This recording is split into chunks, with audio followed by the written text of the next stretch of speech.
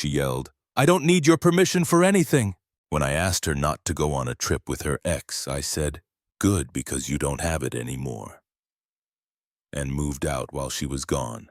She came home to empty closets and a note. I, 29, male, was washing dishes when my girlfriend Scarlett, 28, dropped the bomb on me. We'd been together 3 years, living together for 1, so I'm going to Cabo next weekend, she announced, scrolling through her phone. "Oh, cool, with who?" "Just a small group. Mandy, her boyfriend, and Vince." I stopped mid-scrub. "Vince? Your ex? Vince?" "Yeah.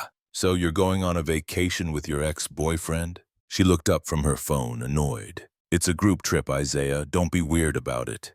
"I'm not being weird. I'm uncomfortable with my girlfriend going on a beach vacation with her ex." "God, you're so insecure. Vince and I are just friends now." "Then why wasn't I invited?" She rolled her eyes. "Because you hate beach trips. You literally complained the entire time in Miami." "That was true. I got sun poisoning, but still, Scarlett, I really don't think this is appropriate. Can you please not go?" That's when she exploded, threw her phone down, stood up, hands on hips, full drama mode. "I don't need your permission for anything. I'm a grown woman. If I want to go on a trip with friends, I'll go." The words hung in the air. Permission. Like I was trying to be her parent instead of expressing a reasonable boundary. "You're right," I said quietly. "You don't need my permission." "Exactly. Thank you for finally." "Good," I continued, "because you don't have it anymore." Her face shifted from triumphant to confused. "What? You heard me. You want to act single? Be single. Go on your trip." "Isaiah, don't be dramatic. It's just a vacation with your ex who you dated for 4 years, who you only broke up with because he moved away." "That was years ago. He moved back 6 months ago. You've been texting ever since." Guilty silence. "I'm done, Scarlett. Go to Cabo. Have fun." She laughed, actually laughed. "You're going to break up with me over a trip? Seriously?" "No, I'm breaking up with you because you think my boundaries are optional and you'd rather yell about permissions than have an adult conversation." "You're bluffing. You always cave." "Watch me not." I walked to our bedroom, technically my bedroom since the apartment was in my name, and started pulling her stuff out of the dresser. "What are you doing?" She followed me, voice rising. "Helping you pack. Not for Cabo, for moving out." "You can't kick me out. I live here." "You stay here. Your name's not on the lease." "I have rights." "You have 30 days, but since you'll be in Cabo this weekend, might as well start early." She switched tactics, went from angry to soft, touched my arm. "Baby, come on, let's talk about this. Maybe you could come to Cabo too." "Now I'm invited. How convenient." "I'll tell Vince you're coming. He'll understand." "No thanks. I don't want to crash your reunion tour." "It's not like that." "Then what's it like, Scarlett? Explain to me why you have to go on this trip with your ex." She pulled her hand back. "I don't have to explain anything to you. You're not my keeper."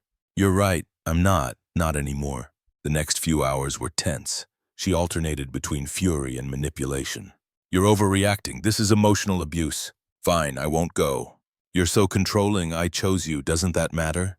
"Vince means nothing." That last one made me laugh.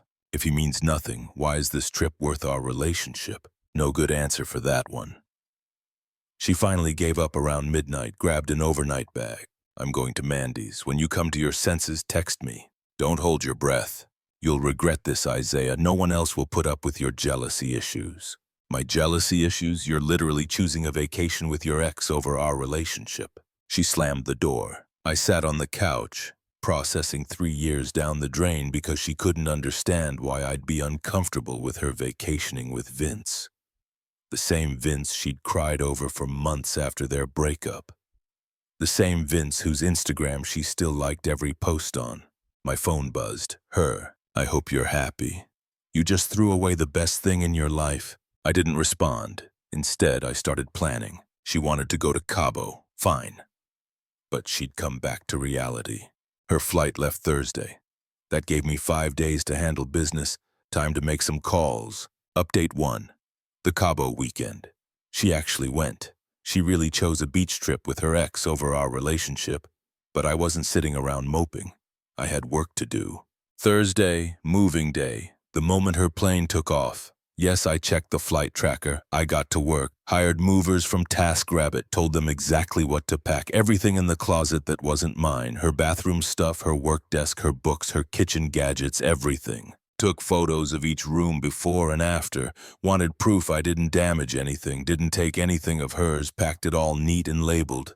Drove it to a storage unit, paid for 1 month, put the key and info in an envelope. Then I deep cleaned the apartment like professional level clean, changed the sheets, reorganized everything, even rearranged the furniture.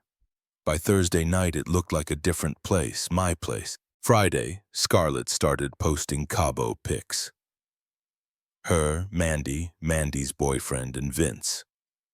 Lots of Vince. Beach selfie with the group. Vince's arm around her. Dinner pic sitting next to Vince. Sunset toast. Her and Vince clinking glasses while Mandy took the pic. Late night hot tub shot. Bikini. Vince in the background. The comments from our mutual friends were interesting. Cute. Where's Isaiah? Isn't that your ex, girl? What are you doing? She replied to none of them. My boy Marcus texted me. Bro, you seen this BS? Me? Yep, she made her choice. Marcus, what's the plan? Me. Already done, she'll find out Sunday. Saturday, called my landlord Greg early morning.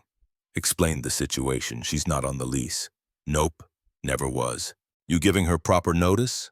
30 days written notice is ready, but she chose to leave for a trip after I told her to move out. Say no more, I'll have maintenance change the locks. Technically, she abandoned the property. By noon, new locks.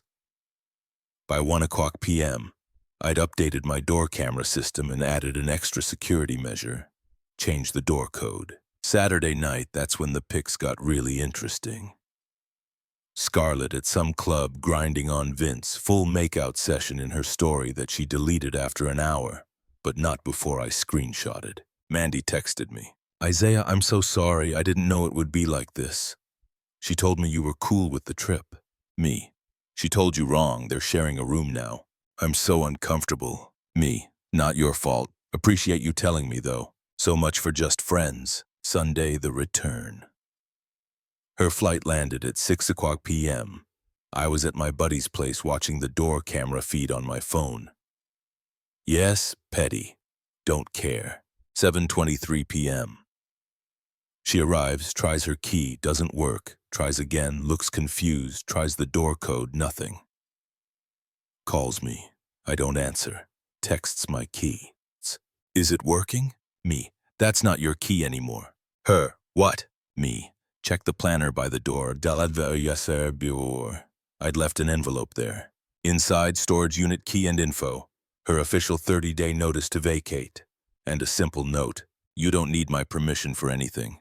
That includes living here. Your stuff is in storage unit at number 247. You have 30 days to make arrangements. Isaiah. The door camera caught her face perfectly.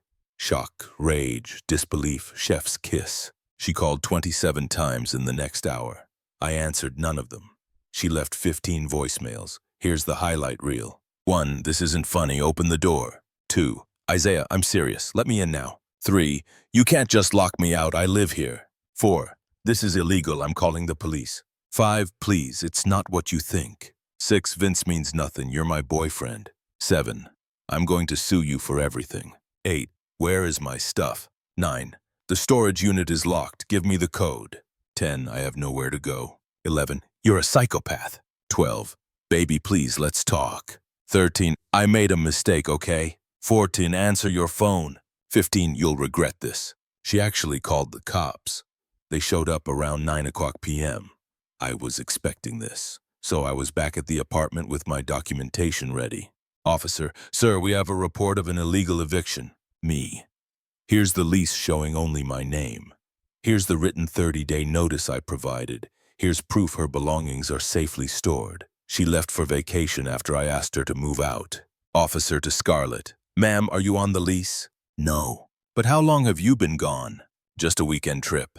Officer, where are your belongings? Me. Storage unit 247. She has the key. Officer to Scarlett. Seems like proper notice was given. This is a civil matter now. The look of betrayal on her face when the cops sided with me. Priceless. After the cops left, Vince showed up. Vince, the ex, trying to be Captain Savo. Vince. Bro, this is messed up. Just let her get her things. Me. Her things are in storage. She has the key. Come on, man. Don't be like this. Vince. Like what? Me. Single. That's what she wanted. Look, nothing happened in Cabo. I just held up my phone, showed him the screenshot of them making out. We were drunk. Cool story, still not your apartment. Bye. He tried to puff up. What if I don't leave? Then I call the cops back. Your choice. He left. Scarlett was crying in his car. Actual tears. The same woman who yelled about not needing permission was sobbing in her ex's Honda Civic. Current status: Scarlett is staying with Mandy, who's apparently mortified by the whole situation. She's been posting about narcissistic exes and illegal evictions. Vince is already back on dating apps. Mandy's boyfriend showed me. I've had 3 friends reach out saying Scarlett asked them for money. Her stuff remains in storage, prepaid for 30 days. The best part, she's telling everyone I kicked her out for no reason and that I'm controlling and abusive. But Mandy already spilled the tea to our friend group about Cabo. Tomorrow I'm getting my car detailed. She had a key to that too, need to handle that. Also meeting with a lawyer friend to make sure I'm covered legally. She wanted to act single. Now she is with her ex, who apparently doesn't have his own place either, since she's crashing with Mandy. You love to see it. Update 2. 2 weeks later, the entitlement has reached absolutely astronomical levels. When the initial shock wore off, Scarlett went from victim mode to full-scale war. First, she tried to control the narrative. Posted this long Facebook essay about escaping abuse and toxic relationships.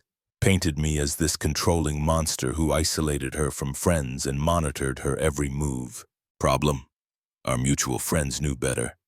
Comments started rolling in. Dude, didn't you just post pics making out with your ex in Cabo? Isaiah isolated you? You went on girls' trips every month. Toxic? You literally paid for your coding boot camp.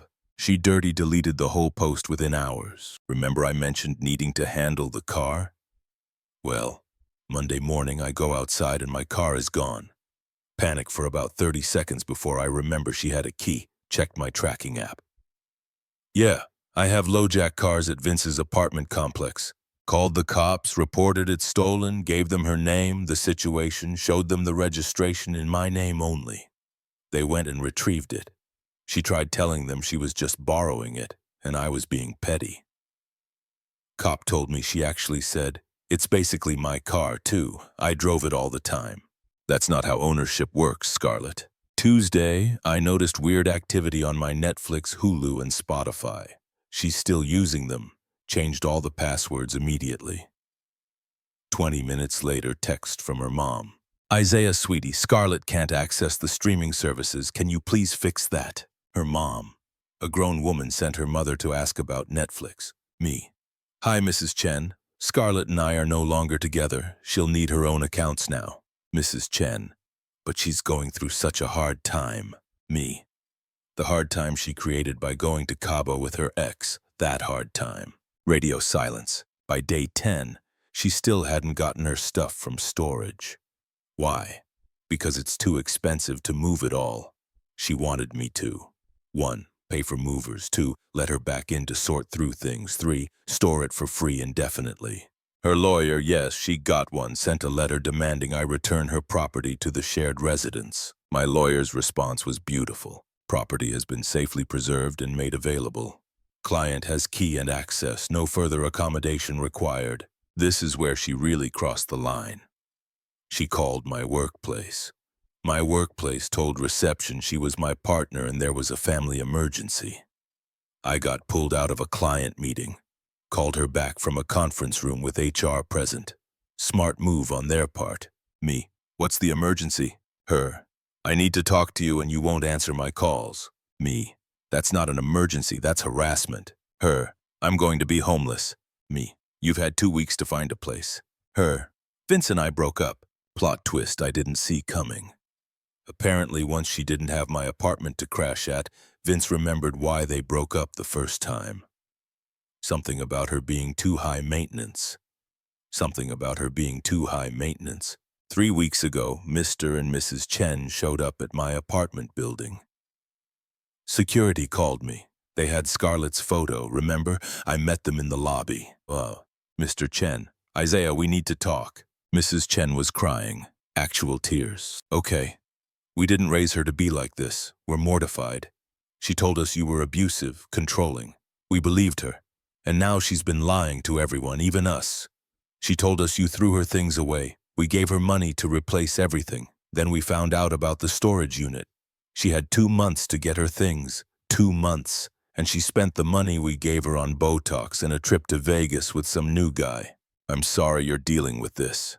We're cutting her off completely. She's 28 years old, acting like a teenager. We're done enabling her. They apologized profusely and left. Haven't heard from them since last week. An unknown number called me. I usually don't answer, but something told me to pick up. Scarlett, sobbing, it's me. Please don't hang up. Me. What do you want, Scarlett? Scarlett. I'm pregnant. I laughed. Actually laughed out loud. Me. No, you're not. Scarlett. I am. It's yours from before. Cabo. Me. Scarlett, you have an IUD. You literally complained about the cramping from getting it replaced in January. Silence. Also, we hadn't slept together in like 6 weeks before Cabo. You were always too tired or not in the mood, remember? More silence. Even if you were pregnant, which you're not, it would be Vince's or whoever you're with now. Scarlett. There's no one else. She wailed, I'm alone, I'm homeless, I have nothing. Me. You chose this every step of the way. You chose this. I made one mistake. One. Me. Let me count. You chose to plan a trip with your ex. You chose to scream at me about permissions. You chose to go on the trip. You chose to hook up with him. You chose not to get your stuff for 60 days. You chose to lie to everyone. You chose this. She hung up. Where is everyone now, Scarlett? Last I heard through the grapevine, she's living with some guy she met on Tinder who's apparently rich, drives a leased BMW, working part-time at a makeup store, still posting about being a survivor and Phoenix rising from ashes, blocked by half our former friend group, completely cut off by her parents. Vince is still with Penny. They seem happy. He dodged a bullet realizing she was too high maintenance when she didn't have my apartment and resources to fall back on. Me? Thriving. Got a promotion last month. Turns out being drama-free improves work performance. Started dating casually.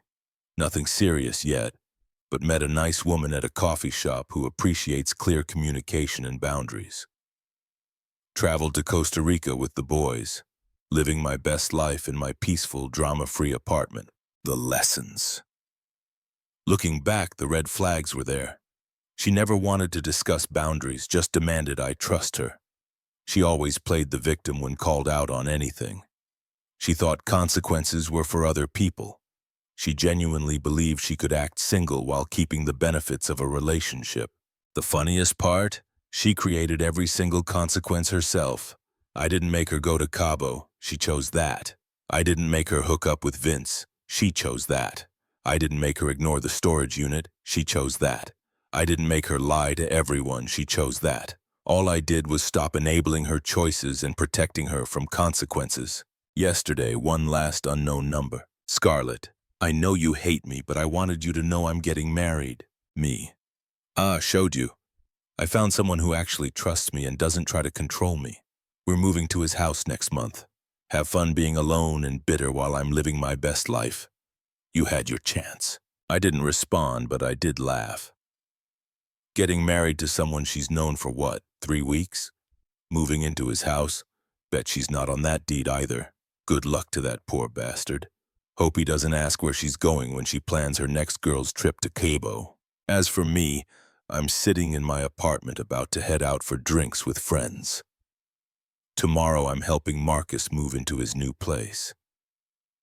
Life is good when you surround yourself with people who understand that trust is earned through actions, not demanded through manipulation. To everyone who said I was too harsh, where would I be if I'd caved? Probably paying for her next Cabo trip while she texted her ex from my bed. Sometimes the best revenge isn't elaborate. Sometimes it's just letting someone experience the natural consequences of their choices while you move on with your life. Thanks for following this wild ride, Reddit. Remember, when someone shows you who they are, believe them. And when they scream about not needing your permission, take them at their word. Peace out.